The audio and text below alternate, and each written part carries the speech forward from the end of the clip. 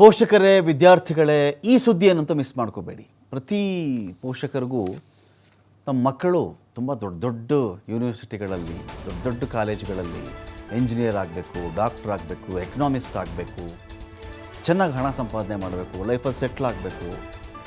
ಮನೇಲಿ ಹುಡುಗ ಹುಟ್ಟಿದರೆ ಒಳ್ಳೆ ಹುಡುಗಿ ಸಿಗಬೇಕು, ಹುಡುಗಿ ಸಿಕ್ಕಿದ್ರೆ ಒಳ್ಳೆ ಹುಡುಗ ಸಿಗಬೇಕು, ಅವ್ರು ಫಾರಿನಲ್ಲಿ ಸೆಟ್ಲ್ ಆಗಬೇಕು, ಇಂಡಿಯಾದಲ್ಲಿ ದೊಡ್ಡ ಬಿಸ್ನೆಸ್, ಏನೇನೋ ಆಸೆ ಇರುತ್ತಲ್ಲ, ಚೆನ್ನಾಗಿ ಓದಿಸ್ತಾ ಇರ್ತಾರೆ.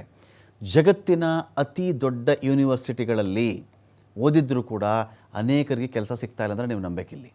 ಅಮೆರಿಕದ ಪ್ರತಿಷ್ಠಿತ ಹಾರ್ವರ್ಡ್ ವಿವಿಯಲ್ಲಿ ಓದಿದ್ರೂ ಕೆಲಸ ಇಲ್ಲ ಅಂತ. ಇದೆಲ್ಲ ಓದಬೇಕು ಅಂದರೆ ಪರ್ಸೆಂಟೇಜ್ ವೈಸು, ಜ್ಞಾನದ ವೈಸು, ತಿಳುವಳಿಕೆ ವೈಸು ಒಂದೊಂದು ದೇಶಗಳಲ್ಲಿ ಟಾಪಲ್ಲಿರಬೇಕು ಅವರೆಲ್ಲರೂ.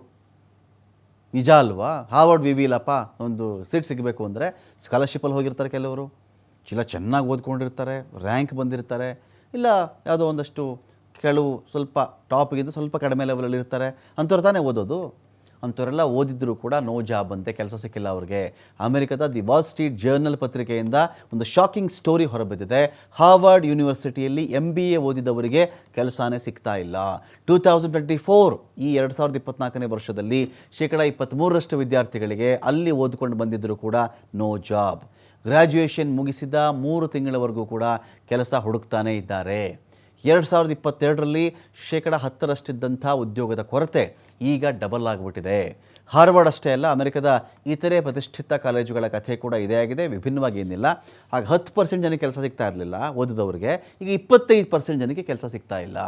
ದೊಡ್ಡ ದೊಡ್ಡ ಕಂಪನಿಗಳಲ್ಲಿ MBA ಮುಗಿಸಿದವ್ರಿಗೆ ಮಾನ್ಯತೆ ಸಿಗ್ತಾರೆ. MBA ಮಾಡಿದ್ದೀನಿ ಅಂದ್ರೆ ಆಯ್ತಪ್ಪ ಸರಿ ಮಾಡಿರು, ಕೆಲಸ ಅಂತೂ ಇಲ್ಲ ಅಂತ ಹೇಳ್ತಾರೆ. ತಿಂಗಳುಗಟ್ಟಲೆ ಕಾಯಬೇಕಾಗಿದೆ ಹಾರ್ವರ್ಡಲ್ಲಿ ಓದಂಥವ್ರಿಗೇನೆ ಜಾಬ್ಗೋಸ್ಕರ. ಉದ್ಯೋಗ ಕ್ಷೇತ್ರದಲ್ಲಿ ಕಂಪನಿಗಳ ನಷ್ಟದ ಹಿನ್ನೆಲೆಯಲ್ಲಿ ನಮಗೆ ಲಾಸ್ ಆಗಿಬಿಟ್ಟಿದೆಪ್ಪ, ನಾವು ಹೇಗೆ ಕೆಲಸ ಕೊಡೋಣ ಅಂತ ಕಂಪನಿಗಳ ಕಥೆ. ಅಮೆರಿಕ ಹಾರ್ವರ್ಡ್ ಅಂತ ಕನಸು ಕಾಣುವವರು ಸ್ವಲ್ಪ ಯೋಚನೆ ಮಾಡಬೇಕಾಗುತ್ತೇನೋ. ಕಾರಣ ಇಷ್ಟೇ, ನೀವು ಓದೋದು ನಿಲ್ಲಿಸ್ಬಿಡಿ, ಓದೋದು ವೇಸ್ಟು, ಏನು ಯೂಸ್ ಇಲ್ಲ ಅಂತ ನಾವು ಹೇಳ್ತಾ ಇಲ್ಲ. ಆದರೆ ಒಮ್ಮೆ ನೀವು ಹಾರ್ವರ್ಡ್ ಅಂತ ಕಡೆ ಓದಬೇಕಾದ್ರೆ ನಿಮ್ಮ ತಂದೆ ತಾಯಿ ಖರ್ಚು ವೆಚ್ಚಗಳ ಕಡೆ ಗಮನ ಕೊಟ್ಟಿರಿ. ನೀವು ಸಾಲ ಮಾಡ್ತಾರೆ, ಎಜುಕೇಷನ್ ಲೋನ್ ತೊಗೊಳ್ತಾರೆ, ಯಾರೋ ಆಸ್ತಿ ಮಾರ್ತಾರೆ, ಯಾರೋ ಬಂಗಾರ ಒತ್ತೆ ಇಡ್ತಾರೆ, ಯಾರೋ ಸಂಬಂಧಿಕರ ಹತ್ರ ಸಾಲ ತೊಗೋತಾರೆ ಅಲ್ವಾ? ಹೀಗೆಲ್ಲ ತೊಗೊಂಡು ಓದಬೇಕಾದಾಗ ಓದಿದ್ದು ಸರಿ, ಬೇರೆ ಕಡೆ MBA ಮಾಡಬಹುದು, ಆದರೆ ನೀವು ಮಾಡಿದಾಗ ಇಷ್ಟೊಂದು ಖರ್ಚು ಬೀಳಲ್ವೇನೋ ಅಂತ. ಖರ್ಚು ಮಾಡಿ ಕೆಲಸ ಸಿಕ್ಕಿದ್ರೆ ಓಕೆ, ನೀವು ಲೋನ್ಗಿನ್ ಕಟ್ಕೊಂಡು ತೀರಿಸ್ಕೊಂಡು ಹೋಗಬಹುದೇನೋ.